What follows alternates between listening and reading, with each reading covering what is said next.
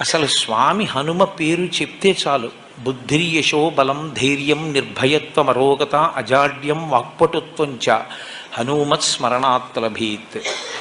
హనుమని స్మరించినంత మాత్రం చేత, హనుమకి నమస్కరించి హనుమని సేవించినంత మాత్రం చేత హనుమ యొక్క గొప్పతనం ఎక్కడుందంటే అజాడ్యం. ఆయనని సేవించినటువంటి వారికి జాడ్యము పోతుంది. జాడ్యము అంటే జడత్వము.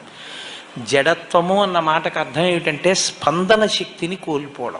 శ్రీరామాయణంలో రామచంద్రమూర్తిగా శ్రీ మహావిష్ణువు వచ్చే ముందే బ్రహ్మదేవుడు అనేక మంది దేవతల్ని శాసించాడు. రావణ సంహారం అంటే అంత తేలికైన విషయం కాదు.